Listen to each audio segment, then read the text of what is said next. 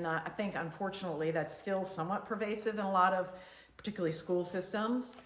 But what happened with empty praise and trophies for everyone is that we learned that kids never experience failure, and so they never had the chance to develop resiliency. And then what happens when you get in the real world? Well, the real world doesn't work that way. You are going to experience failure. You are going to have setbacks. The only thing that is constant is change. The only thing you can count on is that nothing is the same, and things are always going to happen to you that you're not aware of or you're not expecting. And without that ability to be resilient and to handle a downslope or handle a setback, you just become complacent and give up and develop what's called learned helplessness. So we don't want that. So from this movement, people started to realize that maybe self-esteem is not all that's cut up to be.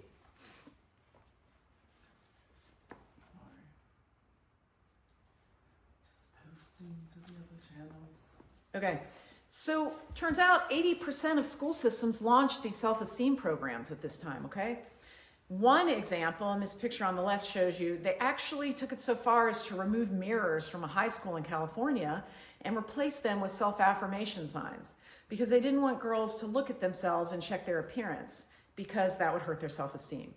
So you can see how these kind of movements just get taken to a vast extreme. I put this Doonesbury cartoon strip because a lot of you out there might remember Doonesbury, and one of the ways he became famous and well-known is taking on this whole self-esteem movement and then just rolling with it and making fun of it because there's abundant material there.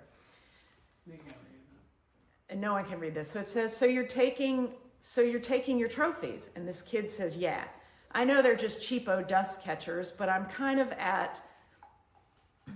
attached to them. And then he says, it was so interesting growing up in the middle of the self-esteem movement. And then the dad says, most improved trier, second grade. And then the kid says, yeah, I tied with the rest of the class. That is the self-esteem movement. You could see how that might potentially backfire.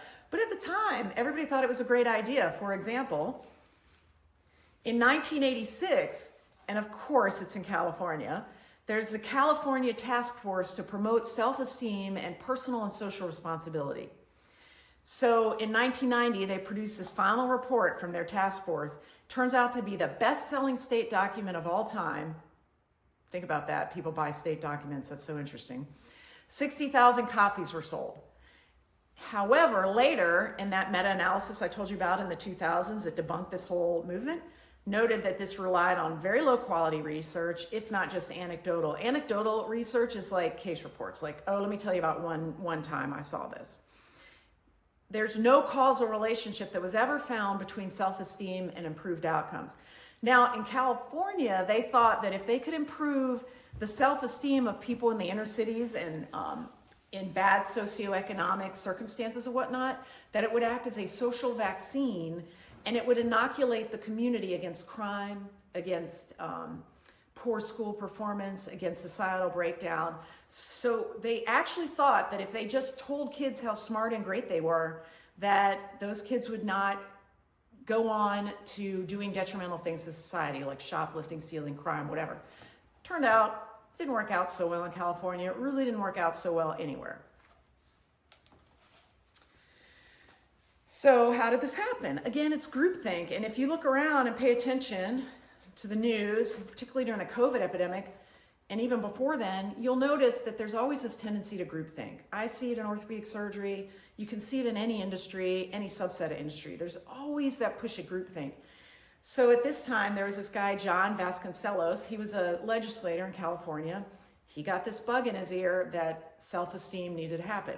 So he actually threatened the budget of the University of California and then got a group of professors that went and supported the concept and produces the research for that report that was the best selling of all time in 1990.